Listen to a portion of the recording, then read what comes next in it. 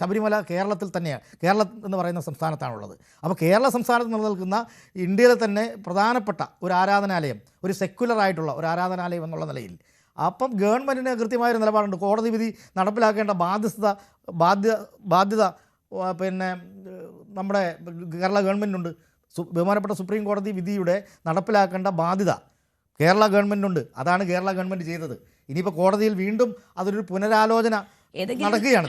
ഒരു കോടതി വിധി നടപ്പാക്കുന്നത് പോലെ ആയിരുന്നില്ല ശബരിമല യുവതീ പ്രവേശന വിഷയത്തിലെ സർക്കാർ നിലപാട്. അതൊരു നിലപാട് പ്രഖ്യാപനമായിരുന്നു. തങ്ങളുടെ നിലപാട് പ്രഖ്യാപനം എന്ന് പറഞ്ഞുകൊണ്ടാണ് നവോത്ഥാന മതിൽ കെട്ടിയതും ആ രീതിയിൽ ആ വിഷയത്തിൽ ഇടപെട്ടതും അത് ഉറക്കെ പറഞ്ഞതും. അത് തെരഞ്ഞെടുപ്പ് ഫലത്തിൽ പ്രതിഫലിക്കുന്നതിന് ശേഷം സാഹചര്യമല്ല, ഒരു നിലപാട് പ്രഖ്യാപനമായിരുന്നു. ഒരു സെക്യുലർ സമൂഹത്തിൽ സെക്യുലറായ നിലപാട് എടുക്കാൻ പറ്റുള്ളൂ. എന്താണ് അവിടെ സംഭവിച്ചതെന്നറിയാമോ? കേരളത്തെ ഈ ശബരിമലയുടെ വിഷയം പറഞ്ഞുകൊണ്ട് വലതുപക്ഷവും വർഗീയ ശക്തികളും പലതരത്തിലുള്ള മതമേലധ്യക്ഷന്മാരും പലതരത്തിലുള്ള പല കോണുകളിൽ നിന്ന് പല രീതിയിൽ ഈ കേരളത്തിൻ്റെ സാഹോദര്യത്തെ, സെക്യുലർ സ്വഭാവത്തെ, മതനിരപേക്ഷതയെ പരിക്കേൽപ്പിക്കുന്ന ഒരു നിലയുണ്ടായി. അപ്പോഴാണ് അങ്ങനെ ഒരു നിലപാടുമായിട്ട് വരുന്നത്.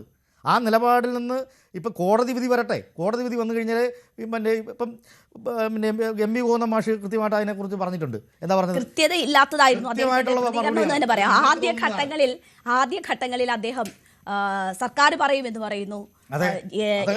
നാളത്തെ സാഹചര്യം ഞാൻ പറയേണ്ട കാര്യമില്ലല്ലോ എന്ന് പറയുന്നു. വിധി വരട്ടെ എന്ന് പറയുന്നു. വിധി വന്നപ്പോഴാണ് ഞങ്ങൾ ആ നിലപാടെടുത്തതെന്ന് പറയുന്നു. അതിനുശേഷം പിന്നീട് അദ്ദേഹം വാർത്താസമ്മേളനം അവസാനിപ്പിച്ച് പോകുമ്പോൾ അവസാനം വീണ്ടും മാധ്യമങ്ങൾ ചോദിക്കുമ്പോൾ അദ്ദേഹം പറയുന്നത് മാറ്റമില്ലാത്തത് മാറ്റത്തിന് മാത്രമല്ലേ എന്ന്. ഇതിൽ നിന്ന് അദ്ദേഹം ഉദ്ദേശിച്ചത് എന്താണ് എന്നൊരു നിഗമനത്തിലെത്താൻ എനിക്ക് പറ്റിയിട്ടില്ല. അതിൽ പറ്റാൻ ഒരു വിഷമവുമില്ല. മാറ്റത്തിന് മാത്രമേ മാറ്റമില്ല എന്നുള്ളതൊരു മാർക്സിസം എന്നുള്ളൊരു പ്രാപഞ്ചികമായ ഒരു സത്യമാണ്. നിലപാട് മാറ്റും, സത്യമാണ്. നിലപാട് മാറ്റുമെന്നായിരിക്കുമോ? നിരന്തരം മാറിക്കൊണ്ടിരിക്കുന്ന ഒരു പ്രപഞ്ചത്തിൽ നിരന്തരം മാറിക്കൊണ്ടിരിക്കുന്നു. അപ്പം ഒന്ന് മാത്രം ഇങ്ങനെ സനാതനമായി നിൽക്കില്ല. നിരന്തരം മാറിക്കൊണ്ടിരിക്കുന്ന ഒരു സാഹചര്യമാണ് പ്രപഞ്ചത്തിലുള്ളത്. മാറ്റം എന്ന് പറയുന്ന ഒരു അവസ്ഥയ്ക്ക് മാത്രമേ മാറ്റം ഉണ്ടാകും. അതറിയാമല്ലോ. മാർക്സിസ്റ്റിനെ സംബന്ധിച്ചിടത്തോളം അദ്ദേഹം അതാണ് പറഞ്ഞത്. അപ്പോൾ നിലപാട് യുവതീ പ്രവേശനത്തിലെ നിലപാട് മാറ്റുമെന്ന് തന്നെയാണ് അദ്ദേഹം പറഞ്ഞതെന്ന് ഇടത് സഹയാത്രികനായ അതോടൊപ്പം തന്നെ പറഞ്ഞ കാര്യങ്ങളുണ്ട്. അപ്പം അതിനോടൊപ്പം തന്നെ പറഞ്ഞ ചില കാര്യങ്ങളുണ്ട്.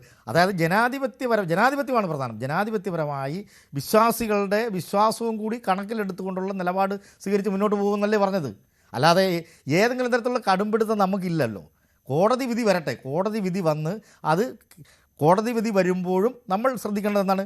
കേരളത്തിൻ്റെ സാമൂഹ്യ സൗഹൃദാന്തരീക്ഷത്തെ പരിക്കേൽപ്പിക്കുന്ന തരത്തിലുള്ള നിലപാട് സ്വീകരിച്ചുകൊണ്ട് ഗവൺമെൻറ്റിനോ ഏതെങ്കിലും തരത്തിലുള്ള